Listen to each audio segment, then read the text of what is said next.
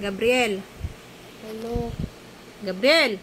Ano? May napanood ako sa TikTok. Yung teacher, nagtanong sa estudyante. Ang tanong, ano sabi mo, mama? Hindi. Hindi.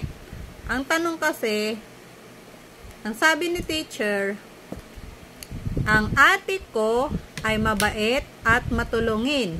Tama o hindi? Live enjoy na. Gab, narinig mo ako? Hindi. Pakinggan mo si mama. Halika dito la. Ang sabi daw ng teacher, ang ate ko ay mabait at matulungin. Tama hindi? Hindi. Bakit? Hindi ba tumutulong si ate? Hindi tumutulong si ate? Ha? Tamad ba si ate? Tamad? Tamad? TikTok lang?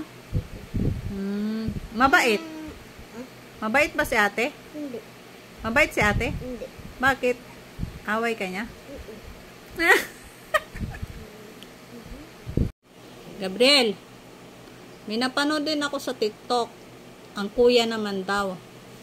Ang sabi doon, ang tanong ni teacher, si kuya ba ay pogi at mabait? Ha? Tama. Ito yung tanong doon. Narinig mo ba ako? Hindi. Ang sabi ng teacher, si kuya ba ay pogi at mabait? Tama o mali?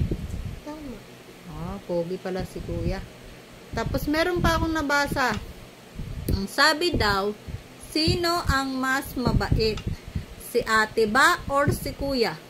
Si ate. Ay si kuya. Ulit nga. Ang sabi daw, sino ang mabait? Si ate or si kuya? Si ate. At si kuya. Pakinggan mo kasi ako.